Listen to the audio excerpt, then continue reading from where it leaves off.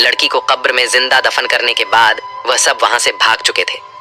मैं एकदम से अपनी जगह से उठा, उस कब्र के करीब गया और जल्दबाजी में वह लोग कुदाल वहीं पर छोड़कर भाग गए थे। मेरा ताल्लुक एक ऐसे गिरोह से था जो चोरी किया करते थे। चोरी करने के बाद हम अलग अलग होकर कहीं छुप जाया करते थे ताकि पुलिस हमें पकड़ ना ले। एक मर्तबा रात में किसी बैंक को लूटने के बाद मैं और मेरे साथी फौरन से फरार हो गए। मेरे साथी तो फरार हो चुके थे, लेकिन मैं पुलिस की नजरों में आ गया और पुलिस मेरे पीछे पड़ गई। मैं तेजी से भागता हुआ अलग अलग रास्ते बदलता रहा और आखिरकार पुलिस की नजरों से छुपने में कामयाब हो गया। फिर मैं एक बस पर बैठ गया और दूर कहीं जाकर उतर गया। जहां मैं उतरा था उस जगह के बारे में मुझे कुछ भी मालूम नहीं था। मुझे बस एक ही फिक्र थी कि कहीं पुलिस मुझे पकड़ ना ले। मैं जिस जगह उतरा था वह बिल्कुल सुनसान इलाका था। दूर दूर तक कोई आबादी नजर नहीं आ रही थी। सामने एक कब्रिस्तान था तो मैं चलते चलते कब्रिस्तान तक पहुंच गया। 14वीं का चांद चमक रहा था जिसकी वजह से सब कुछ साफ साफ दिखाई दे रहा था। मैंने सोचा कि आज रात कब्रिस्तान में गुजार लेता हूँ, सुबह होते ही यहाँ से निकल जाऊंगा। मैं बहुत सख्त जान और मजबूत दिल का मालिक था। कभी भी मेरी हालत ऐसी नहीं हुई थी जैसी उस रात हुई थी।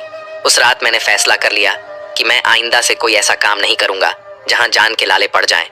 मैं बुरा नहीं था, बस बुरे दोस्तों की सोहबत में पड़कर मैं बुरा बन गया था। मैं कब्रिस्तान में एक कब्र के करीब जाकर लेट गया। मेरे पास एक शॉल थी जो काफी मोटी थी। शॉल अपने ऊपर ताना कर मैं सोने ही वाला था कि मुझे एक आवाज सुनाई दी। ये किसी लड़की की आवाज थी जो कह रही थी, भाई मुझे मत मारो, मैंने कुछ भी नहीं किया, मुझे मत मारो, मैं गुनाहगार नहीं हूं।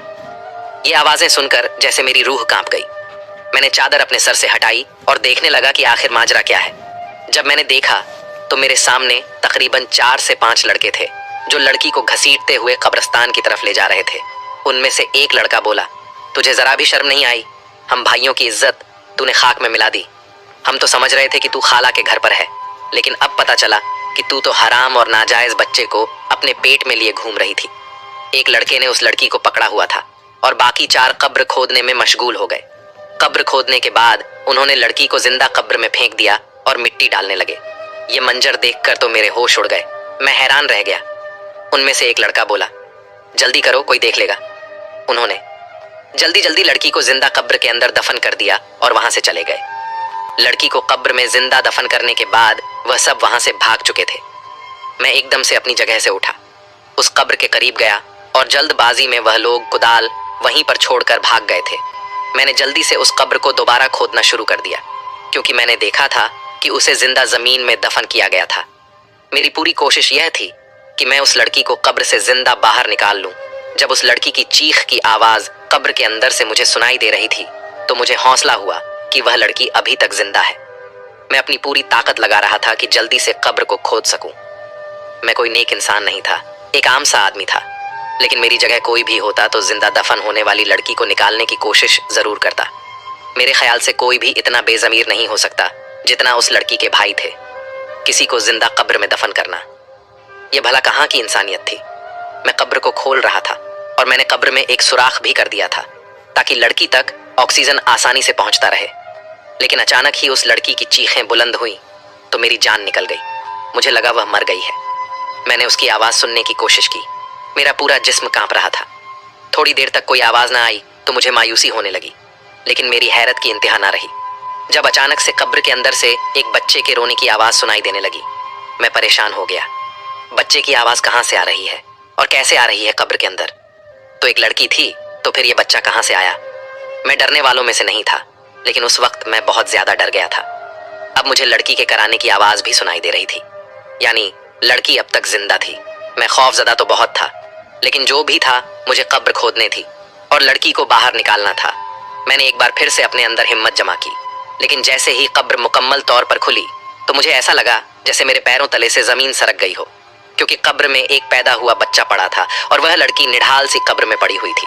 मुझे यह समझने में कोई लम्हा भी न लगा कि वह लड़की हमल सी थी और उसने कब्र में बच्चे को जन्म दिया है।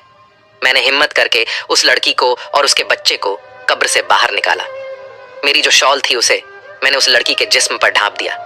लड़की की हालत गैर थी और वह तकलीफ में थी और वह बच्चा मुसलसल रोए जा रहा था। मेरी कुछ भी समझ में नहीं आ रहा था कि आखिर मैं क्या करूं। अचानक हाईवे पर मुझे एक वैन आती हुई नजर आई।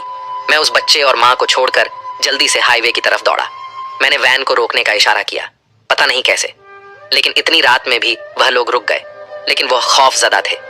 मैंने उन्हें कहा, मेरी बीवी और मैं कब्रिस्तान से गुजर रहे थे। अचानक कब्रिस्तान ही में मेरी बीवी को दर्द शुरू हो गया और उसकी डिलीवरी हो गई।